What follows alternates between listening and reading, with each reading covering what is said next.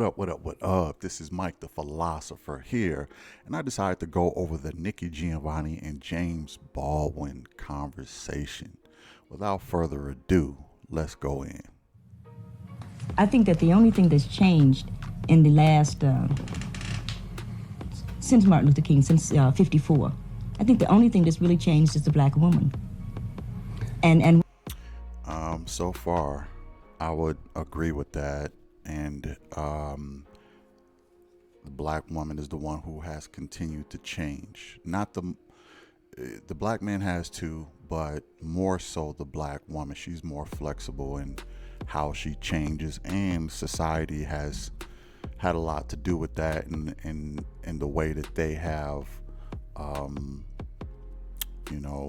regulated things, and the woman empowerment and women's rights and salaries and being in the workforce. Now you got to remember, this was 50s, I believe, or it was 60s or 70s, I'm not sure, but it was a earlier time when they had this conversation, but it was dynamic, so I thought I'd cover it. But yeah, she is right. Black women have changed, and a lot, and they had the help of the government to do that. So let's go back in. what she No, I said don't think is she's changed. I think she's become more visible. I think she's changed. Because there was a time, let's say my mother, my aunts and things like that, they would say, okay, if that's the way you establish your manhood, I'm going to go for it. And my generation says, hey, no good. Okay. You must establish a new base. I'll agree with that. And we are, as a group, demanding that a new base be established. Yeah, but be careful as a woman of what you demand of a man. I demand that he be a man. But you can't because say, the provision part. Yeah, but you can't say you demand it. You have to suggest it. Well, that's your ego that says that. No, I demand it. Now you deal with that. All right. Okay. Now, she was like, now I demand it. Now you deal with that. Now, even back then, I don't know if a lot of women would come at their men like this. You know what I mean? Probably nowhere else in the world. So already at this particular time, black women were bold enough to really, I don't want to say emasculate the black men, but they were on that trajectory. Because again, I don't think any woman on the planet would say what she just said, even back then. And I took notice to that. So and James, he for the betterment of the interview, he ate that and said, okay, I'll take that, I accept that. But it just shows this is not just something that's present. This was going on a while ago, and this I guess you could call it, I kind of want to say masculine energy that was permeating even back in those times, and you can kind of see it on screen here. But let's go back in. Okay. I'll even go with that. I demand that you be a man, and I don't think that that's asking too much. Because if I wanted a provision, instead I would get a camper. You know what I mean? I would get a camper that provides things. You know what I mean? You get an army surplus kit that provides things. I need a man, and black men have always been offered to provisions. People are either going to eat or starve to death. The men of well, and yes, people are going to eat or starve to death. But the thing is, and I don't know if this was even really known back then, is that the government was slowly getting rid of manhood, and the men with the least amount of income are the first affected, right? So the men with the least amount of income and opportunities is the first ones that are affected by this emasculating society that is brewing. And guess who's first on that list? The black man. Now she's saying, I need a man to be a man. Well, a man was a man and had opportunities and had jobs until a lot of those jobs got shipped out overseas. Okay, so then what defines a man after that, after the income and things like that? It's not much. And the women were saying that the men are not being men, when in fact they were sort of stripped of that title. But let's go back in. Yeah, but a man, the people were starving and they were still the men. Had to be that way. Through that horrendous kind of war, but it had to be that way because sometimes you are not able to feed your family. Sometimes you are not able to clothe your family. Do you then also deprive them of your manhood and of the input that a man has? Who teaches my son how to pee? Yeah, but you see? Yeah, but you're talking. I agree with you. I see that very well. But it's one thing to be in a situation where you see that you have, where you see a future, however bloody, and to be in a situation where you see no future at all. But you are. It is incumbent. If I know, it is incumbent that you see a future. If I know what I'm demanding of you, in some sense, makes sense.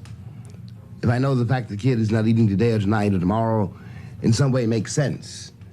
Yeah, then I can be there. But if it doesn't make any sense, and if I don't see anything coming out of it at all, will he eat if you're not there? If you're on welfare, he won't eat if I am there. Oh, that's a bar. That's a bar right there by James. If you're on welfare, he won't eat if I am there. The state is clearly not going to reward you with welfare benefits if I'm under the same roof. So what do you expect me to do? Sometimes the betterment for the kids is for me to leave because it incentivizes you to get state aid and federal aid or whatever. It incentivizes, and you don't have no problem taking that deal either. You know, you'll choose money over me any day. So what do you, and here's the thing. And look, I just feel like a lot of times the sexes don't understand each other's plight. Okay. The plight, you know, and I'm speaking in especially Black America as of right now, but this can relate to everybody in America, but especially Black women. So I'm gonna speak on the Black family for right now. Black women do not understand the Black man's plight, and I don't know why that is. And I would say the Black man don't understand the Black woman's plight. Okay, we're under the same roof, but we just have no idea on connecting and understanding each other's issues. Okay, the Black woman wants to be treated with respect, love, and things like that. And she wants to be adored. She see her white counterparts and how their lifestyle is, and she wants to live up to those standards. And it seems as though the Black man don't want to give that to her. And the Black man don't understand that. On the flip side, for the Black man, the Black woman has little to no idea what the Black man has to go through and how he is defined as a man. And if all of your opportunities are stripped from you, you can't be the traditional man that your white counterparts is. You just can't, because they strip that away from you. So, you know, and some Black women will say, oh, well, you making an excuse. You can make it happen. Now, I kind of look at it this way. Say, for instance, you put your palms out like this, right? And you're holding water in your palms in both your hands like this. Some are going to slip through the cracks. Some water is going to slip through the cracks. But the system is designed to catch most of them. Like your hands is designed to catch most of the water. Some are going to slip through, and they're going to be millionaires, and they're going to be well-to-do, and they're going to live the lifestyle of their white counterparts. But the system is designed to catch most of them and to stop them from doing that.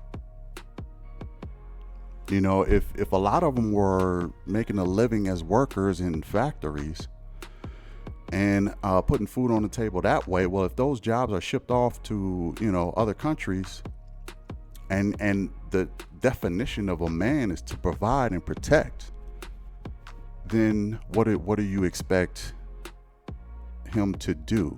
Now his definition is being questioned. Him as a man, almost as a person, is being questioned.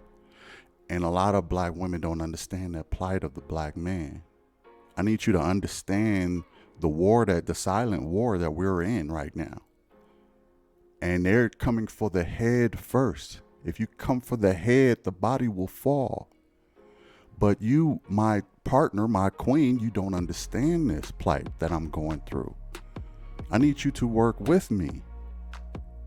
And that's the plight that black women don't understand about black men. Let's go back in.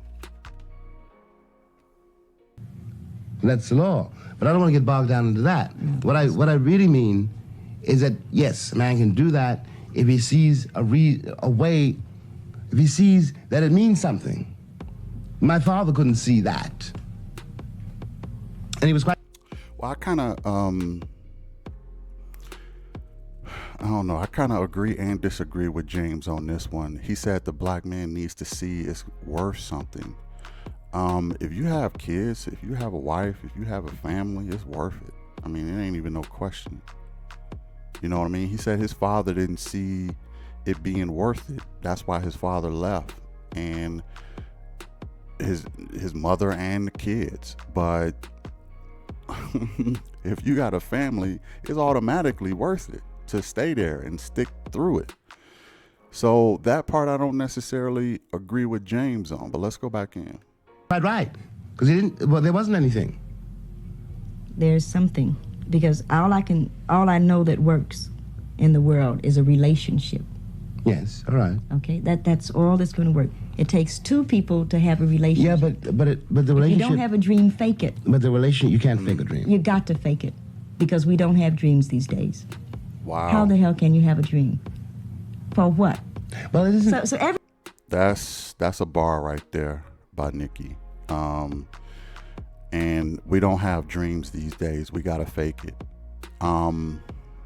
There's some truth to that, so I'm gonna have to agree with her. We gotta fake it till we make it. We can't sit here and worry about the dreams. Okay, you wanna be a rap star nowadays. You wanna do this. You wanna do that. You wanna make it to the league. Well, look, we gotta do something until we get to that dream. But right now, we gotta fake it like until we make it. We gotta buy the cars and the rims and everything and the jewelry and look like we're rich until we actually get there, because that energy will, come back to you. At least that's what it seems like she's saying to me. We gotta fake it. We got to play the part while we can. We got to play the part of husband, of wife, of mother, of father. We got to play those parts. Okay, maybe even give our second generation or other generations a chance to do the dreaming part. But right now, we got to fake this out until we make it and survive. Survival is the key thing that we have to do right now. Don't worry about the dreams. Survive. Let's go back in. Everybody's jiving, but let's jive on that level. If I love you, I can't lie to you. Of course you can lie to me, and you will. If you love me and you're going off with Maddie someplace, you're lying to me. Because what the hell do I care about the truth? I care if you're there. But Billie Holiday say, hush now, don't explain. If you love me, you will lie to me. I have a question for women. And this is not my question, but I thought it was a genius question. The question is, which man loves you the most? The one that tells you the truth or the one that lies to you? Put it in the comments what your answer is. What man loves you the most? It's one man, it's two women. One of them he tells the truth to. The other one he lies to. Which woman does that man love? Put it in the comments. Let's go back in. All right, I accept that. Of course. All Of right, course I you lie to me, accept because I don't even want to care. What does the truth matter? And why are you going to be truthful with me when you lie to everybody else? You lied when you smiled at that cracker down the job, right? Lie to me, smile. Treat me the same way you would treat him. I can't treat you the way I treat him. You must. Because I've caught the frowns and the anger. He's happy with you. Of course he doesn't know you're unhappy. You grin at him all day long. You come home and I catch hell. Because I love you, I get least of you. I get the very minimum. Now, she is absolutely right about that. But the interesting part about that, what everything she said right there is truth. You grin at him all the time. Of course he's happy with you. You come home and I get the worst. You know the interesting part about that is those roles are reversed right now. It's actually the man who gets the worst. The woman comes home with an attitude. She grin at her friends and her bosses all day. And then she comes home to her man and she give him the worst. He get the blues. That role has actually reversed. She was correct in saying that, but in these days and times, those roles are reversed. And I would challenge anybody to prove me wrong on that. Because the black woman is now considered the one leading the black community. So whenever she comes home, she depresses or de-stresses and give off her, however she's feeling, her attitude, her emotions, whatever happened during the day, and the man is the one who's getting the worst of that. I mean, I've seen it. So put it in the comments if you think that's correct or not, but let's go back in. And I'm saying, fake it with me. Is that too much of the black woman to ask of the black man? Or the man. For 10 years, so that we can get a child on his feet that says, yeah. Again, yeah, so we can get a child on his feet. So this is what she's talking about, survival.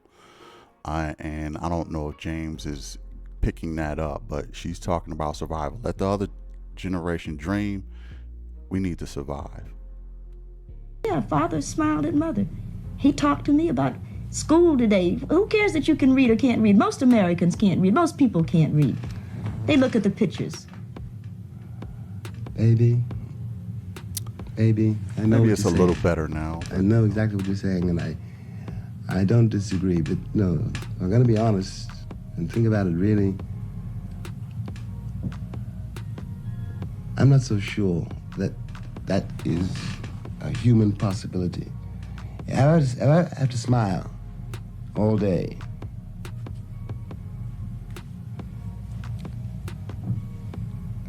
and the cat on the job, the foreman, you don't understand why I'm smiling. Mm-hmm. Not because I want to smile. I'm smiling because that baby needs new shoes. I can't give a performance all day on the job and come home and give a performance all night in the house. I do agree with James on this. You have to be yourself and be real with someone. You should be able to be real and yourself with your spouse. I mean, your spouse should be your release. But the problem is your release is all negative. Okay, whether it's a man or a woman, your release is always negative. The world gets the best of you, your spouse get the worst. Okay, and what he's saying is, look, yeah, I fake it for the good of y'all, for the good of the kids, for the good of my wife. I don't want to come home and fake it. I want to be me somewhere. Can I be me somewhere? If I can't be me at home, then where can I be me? You know what? This is why people have affairs, because they feel like they can be themselves with someone else. They can be themselves at the strip club. They can be themselves at the bar. They can be themselves, in other situations and scenarios. So, I would say for the men and the women, you need to let your spouse be themselves when they come home, because you don't want them to find something else to be or someplace else to be themselves. because they're going to stick at that place. They're going to keep going to that place. And then that's going to be the end of your family. So allow your spouse to be themselves. But you have to be careful and not always give negativity. If you want to get negativity out, be yourself at home, but get the stress out in other ways. Okay, that is constructive at the gym or something like that. You know, take up woodcraft, or you know, work on stuff. Get your feelings and emotions out in a different way, but always be yourself at home. But let's go back in. Okay, so one of the performances will stop. Yes. So you say, and okay, I might be willing to go with it, but who's going to pay the rent? You're back to that again. The rent will get paid. It's a man's duty to think about that. You gotta know that, Nikki. It's a man's duty to think about that. Okay, that's a heavy burden and stress on not just black men, all men. We gotta bring home the bacon. Okay, and it is expected of us to bring home the bacon. So yeah, he has to go there. Let's go back in. Look, baby, I'm willing to play it your way, but you have to see my point of view. I see your point of view. But the rent will have to get paid. The price of the rent is my smile. No. That's a bar. I don't want you prostituting yourself. I demand. I don't want you prostituting yourself either. One of us has got to work. You will work it out, because you are intelligent enough and you are sensitive enough. You are a man enough to work out a new system, because we started off with everybody's protest now, and we're back there again. As long as the assumptions are the same, nothing will change. Mm-hmm. Okay. So we must corner ourselves to make a new assumption. Okay, I buy it. In case it was sort of like left up in the air, or somebody, you know, like I didn't get it across. I really think that my father, you know, Jones Giovanni, is a groovy cat, you know, and he's lived with my mother now for 35 years under holy wedlock, and I think that that's good for them. You know, I think that that sort of thing worked for them. Mm-hmm. And I think that that's the main thing, that they were able to love despite it all. That's what we were talking about before. Right, you know, exactly. And you, by the way, you do not have to tell me that you love your father. She just dropped the bar, and I want to repeat what she said. They loved each other in spite of it all. Okay? I want that to resonate with everybody. They loved each other in spite of it all. 35 years. You think it was all, you know, peaches and cream and gravy? No. It was hard. It was rough. But they had to understand each other's plight. The woman had to understand what the man was going through. And the man had to do the same with the woman. Okay, he gotta go to work and fake smile, you know, because he don't want to have to look for another job. And if he's homeless and you got to get on welfare, then he loses his family, because he can't stay there for you to get on welfare. So he has to keep this job. So we have to kind of sell out a little bit, especially back then. But again, her parents stayed together in spite of it all. I just want that to resonate with everybody. Let's go back in. I knew that. Yeah, I think he's a gas. Yes, I just don't want to marry him. He's a gas. I just don't want to marry him. I find that interesting. I think that I find that interesting because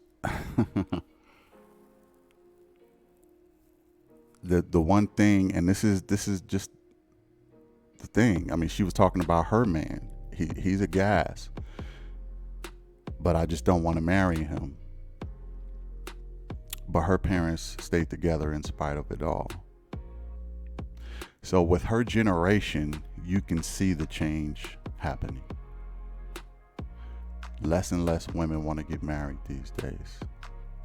Less and less women want to put effort into a forever spouse. And it continues. Hit the like, share, and subscribe. I'll catch y'all in the next one. Peace.